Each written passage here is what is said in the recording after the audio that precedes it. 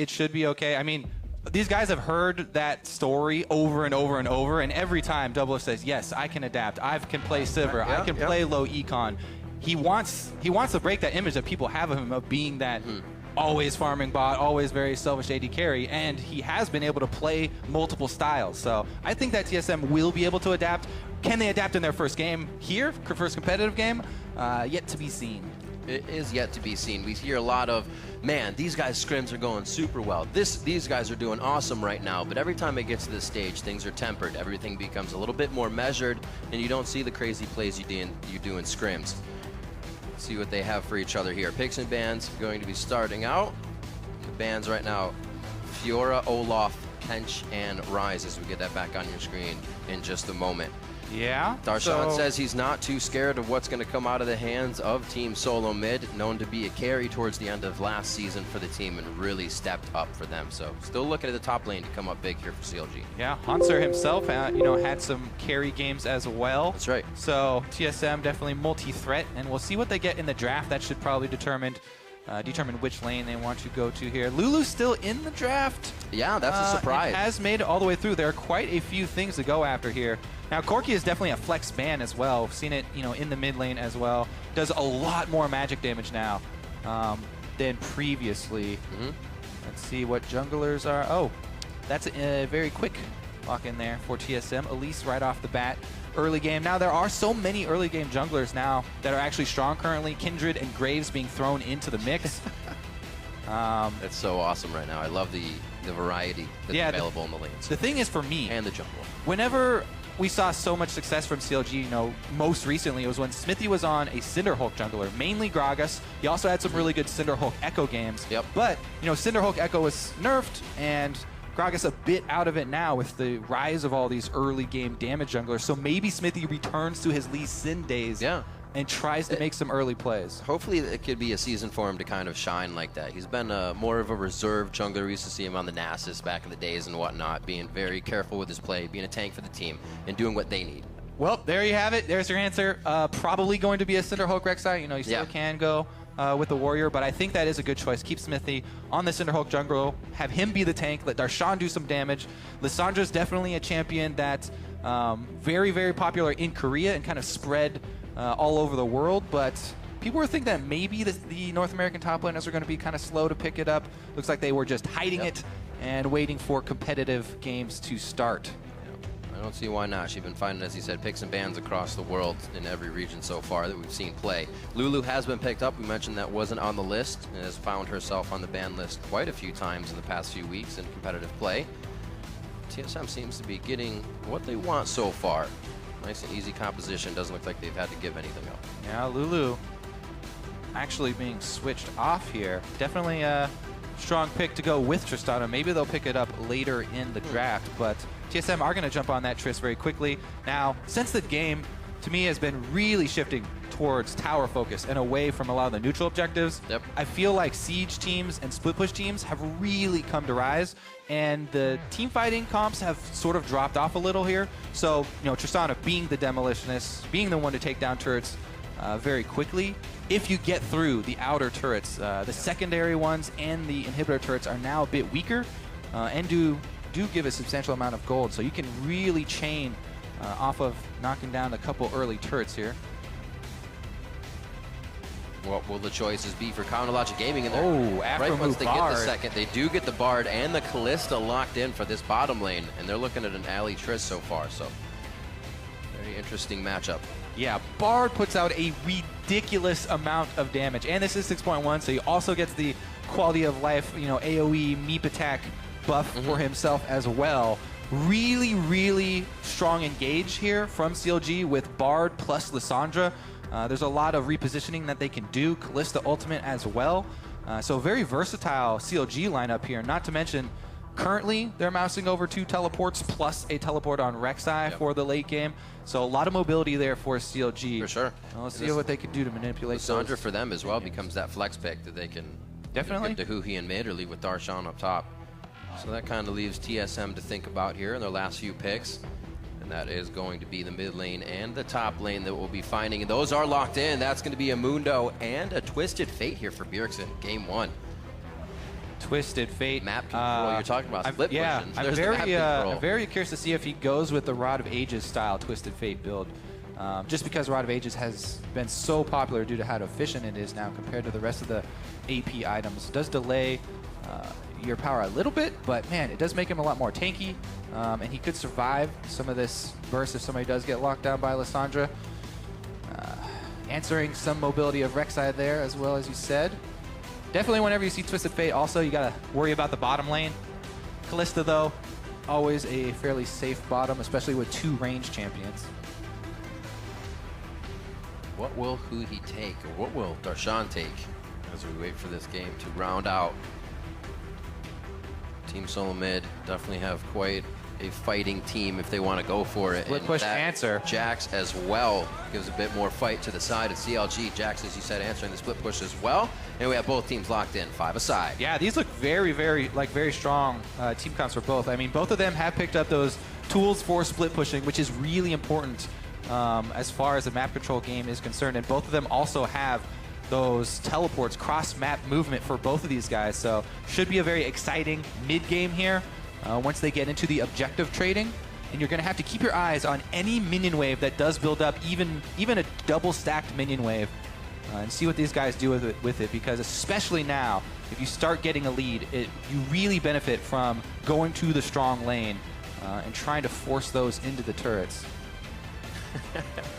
Looks like everybody is ready. I cannot wait. The whole learning experience. A new season to start off to see what all of these teams have been able to do, what kind of roster they've been able to build, and if they really can keep their brand, if something like that can happen, or does that somewhat fizzle out, right? The fans are now sticking with a new team, and all of that hope now rides on a new roster.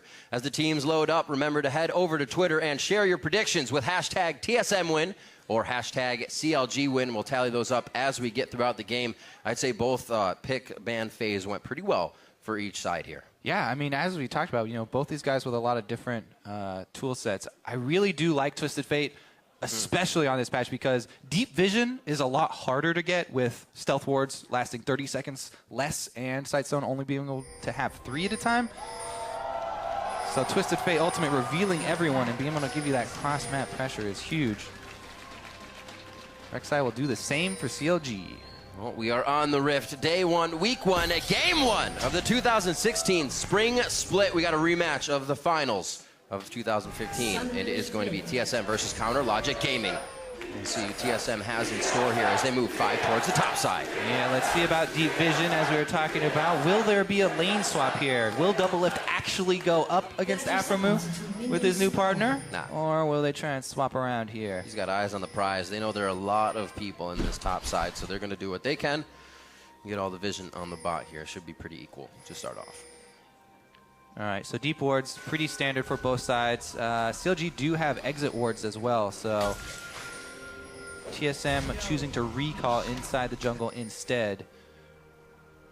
Way too dangerous for anybody to go in there and check, and it does keep CLG guessing. Minions have spawned. They wait. They actually figured they'd see somebody come back inside, so TSM wasting a little more time. It definitely will be the lane swap. CLG are going to try and find them here, as Stixxay and Aphromoo have swapped back up to the top side, and they're waiting till the last second to pass this ward, just out of vision, until TSM have committed their duo lane to the top side. So they are going to be able to find that 2 versus 2 for themselves. And we get to see it. I like it. This is going to fit the skill, all that practice these teams have been putting in against each other. We did recently hear that TSM hasn't had that much time. All right, so both junglers are going to take the solo experience from their camps, and the top laners are actually just backing off here. It's interesting, so the way the new jungle items work, you do get extra experience for last hitting one of the large monsters in any of the camps. So you definitely do not want your top laner to last hit the large minion if you're double jungling, because you'll lose out on that extra experience. It's fine if they're just sitting there, though. They will share. They'll just receive a little bit smaller share. The team, though, experience gain will be the same. And top laners can take the small minions, last hit those if they do need. And look how quick these gold, guys have experience lost. Just gotten away from the top lane. Doublelift and Yellowstar head back down to the bottom to try and meet with Darshan. And They should actually be able to get this mini wave before missing out on too much. However, Stixxay with that 12 CS up, be able to keep pushing those lanes in. Yeah, Hauntzer is going to need some backup here. I don't know what TSM are doing with this. It looks like they may send Svenskeren up there. He's going to try and get level 3 first, but he might be a little slow here. This could be too late. Level 3 Xmithie already. They... Aphromoo has already closed him off. He got Cosmic Binding Hauntzer right against the wall, and he walks out of turret range to give them an easier gank right off the bat. The flash in from Xmithie, and they take down Hauntzer for first blood. Very, very poor lane swap there from TSM. They send the level 1 Mundo, who didn't absorb experience on any of the double jungling there, into a giant wave plus double pushed up CLG lane. And CLG make the easy call. Darshan is going to be way ahead of Hauntzer here. Not only did he get solo lane experience down bottom, but he also teleported up here, going to get the gold from the turret by himself as well. A giant amount of local gold in there. 220, I think, on the outer ones. Kobe. And that is setting up Jax to be a monster split push. Kobe. Yes, sir. It wasn't Dyrus' fault. It was not. It was Hauntzer. They set Hauntzer up there all by himself. Even Dr. Mundo, a little baby level 1, nothing he could do. Unfortunate. Definitely something they're going to have to try and pull back from. We'll learn if TSM can now repair mistakes quickly. Yeah, that was very, very poor allocation of resources from TSM. And a great capitalization there by CLG. Just teleport in and Xmithie heading right over. So CLG jump out to a huge lead. CLG, or TSM, do answer the bottom turret and get the gold back even. But you got to keep your eyes on the experience as well. Darshan sitting up in the top lane. I think he's got it frozen. Ooh, actually, it is going to push towards TSM side. So that's good news for Hauntzer. There's an extra minion there on Darshan's side. Now he's just going to try and hard shove it. Back away before the duo gets up there. Who he can do here in the middle. Bjergsen obviously coming back. The only one left for Team Solo Mid to rebuild here with the rest of the support squad and coaching and staff. And now Huhi has pretty big job in front of him. Interesting how the duo lane actually heading back bottom again for TSM. They actually don't go up to try and catch that wave that Darshan is pushing. And Svenskeren is jungling on the opposite side. So the TSM trying to catch CLG off guard, but they've got 3 people here already. They won't be able to come up with much. Hauntzer going to go try and soak the large wave up top. They want to get him back in the game. They want Mundo to start getting some health stacking and try and get to his level 6. He's definitely got some miles on his boots, that's for sure. He's just walking back and forth this game. He's going to actually meet that at the second tier turret in the top side from Darshan. Svenskeren is here. If he gets a ward over the wall, he can get the Gromp, but looks like actually Svenskeren won't go for him. So it doesn't need an escape. Yeah, Darshan, no vision for himself. Split pushing really deep, and here comes Svenskeren. It's a level 3, level 5. TP in coming from Huhi. They're going to be able to push this one off. 2v2. It's really a 2v1. That's still a level 3 Hauntzer. He cannot do anything in this fight.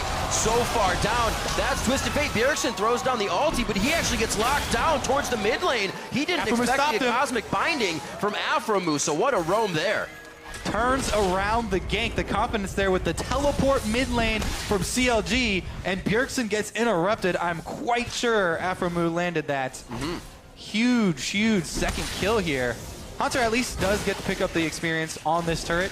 Yep. They won't lose out on that minion wave, but again, CLG with a really big early start here, and we are seeing it in action. The communication, the preparation on their lane swap here, the teamwork is really paying off for CLG. Aphromoo, though. It's going to be a mistake here by Aphromoo. There's the journey. Oh, he gets himself out. Nobody wants to take it. You got to be kidding me. Woo. Stixxay not level 6 either, so he was just waiting around to watch. Couldn't ult him. Wow. Hard to use this jump. Double lift didn't really have what it took to go in and couldn't ult. He's just off that level 6. What a game so far. Might have had it if they hadn't been spending so much time back and forth in the lanes. But right now, CLG, the story is one step ahead. Yeah. What they've been for TSM. So now at this point, I'm very curious as to how they'll keep up their warding. Here comes Yellowstar mid, though, for the Alistar gank. Unsuccessful. Keeping up the warding here, because it's really interesting. We're seeing 2 of these ward-dropping jungle items built. Both Svenskeren and Xmithie. To try and alleviate some of the... Level 5 Hauntzer. flash called for Darshan in the top lane. They're going to know that time, just around 12:40, they'll be able to see that flash from Haunter again. So you may see more focus up top, but it's not going well for Haunter in that lane. No, it is not. And that, again, is due to TSM's lane swap woes in the early game here.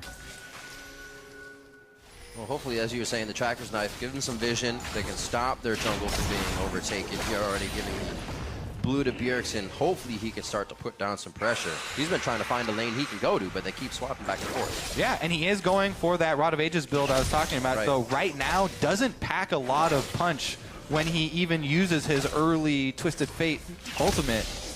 Mostly mana and health being built by him right now. Plus, you add on to that who he's running teleport. Smithy's post-level 6 Rek'Sai also can move across the map to answer if TSM try and make a power play and overload one side. TSM going to have to play a little bit cautiously now.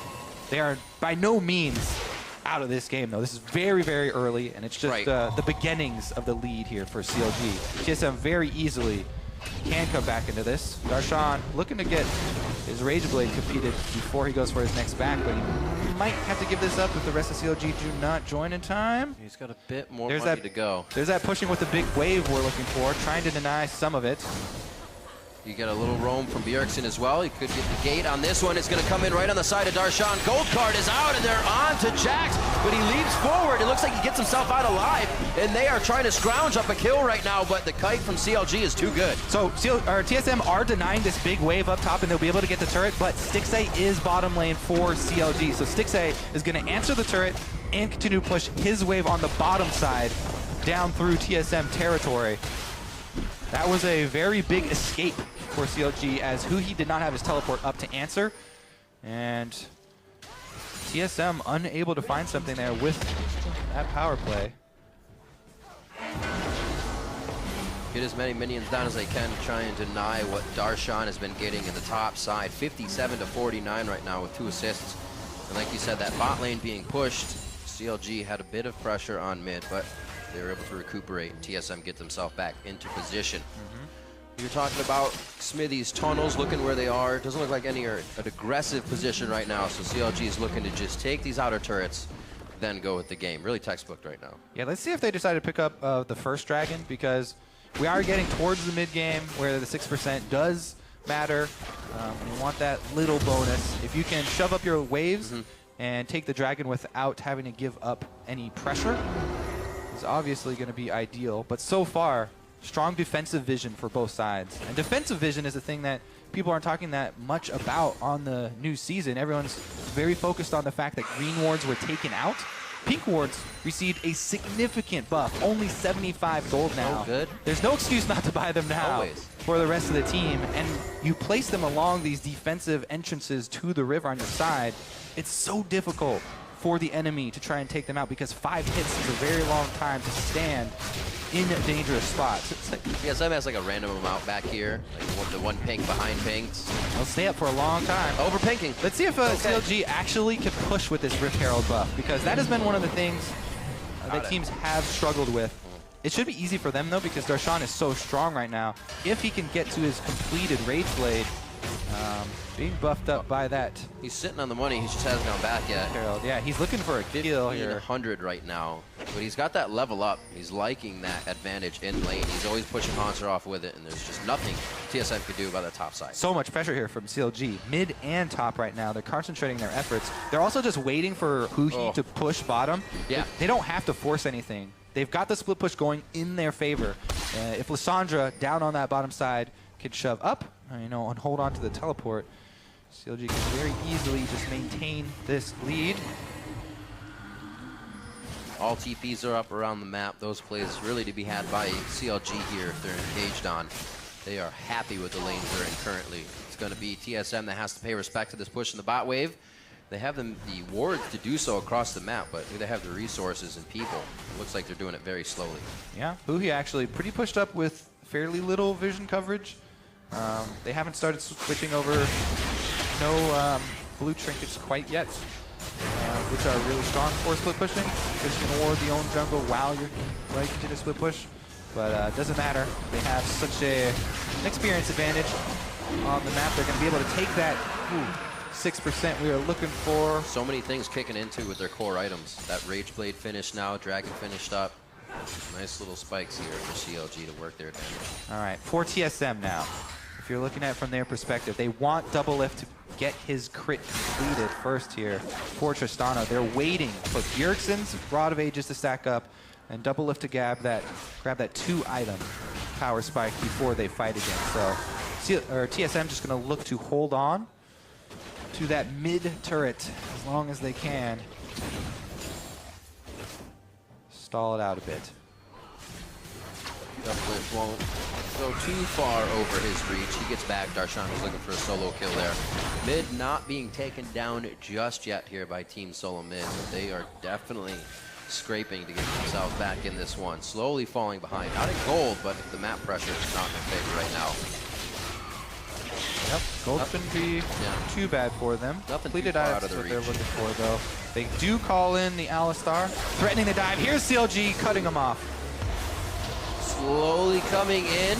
Bard ultimate comes out. This Darshan! flank from the back did not work. It took a little too much time. They do find Doublelift. The DPS is out as everybody kind of takes the journey to a safe side. They lose Huhi in that play. Haunter's the front line right now, throwing out cleavers. They say, let's keep going. The gold card was there for Bjergsen. The gate comes out. He gets Stixay. That's the pulverize. That's the kill. And it was just a little bit away because TSM grabs the rung of that ladder and pulls themselves back into this one. A very crazy play by Sven, but that's how he lives, on the edge. And he's helping the rest of the team get more assists and more cash. 4-4 after that brawl. Bloody fight right there. And TSM are able to explode Darshan. That Jax with Rage Blade didn't get to even get one stack up for that Rage Blade. He got annihilated. Great combo there from Sven. It's all about Sven landing that cocoon and then Doublelift coming in to help him blow it up. Even though that bar does land. Boom. Darshan gets comboed and he's out of the fight. TSM then able to scrape together here. Even though Doublelift does get targeted by Huhi, that means Huhi has no defensive ult available and Zhonya is not completed, so he goes down. This is where it gets a little risky, and the flashes are all blown as they go deep for Aphromoo. Sven gets He's like, man, I wish I could take this tunnel. All right. Look at that. Gold all even after that scrape in the mid lane. Turrets all even. CLG just up one dragon here. It was that quick. Had that fight gone in CLG's favor, this fight would just be folding over on itself in favor of them. And the other thing is that CLG are the ones who initiated that. They expended a very important resource, their teleport on Lissandra, to go for this. Their teleport on Darshan as well. So their map mobility greatly reduced right now. And Bjergsen, when the Twisted Fate ultimate comes up before those teleports, is going to have a slight advantage to try and create a play. All this time, though, Doublelift starting to get to some crit items here for the Tristana. Farming up very well for himself. Bit of a CS lead to start. Counterlogic Gaming we saw in the beginning, very aggressive towards the top side. Haunter able to keep himself alive after those few plays. He realized he was a target. TSM realized the situation and they started to stave it off. Counterlogic Gaming kind of just waited. Uh-oh, Huhi. Weren't able to get much. Now finding themselves in some bad spots as they keep playing the same way, pushing every lane.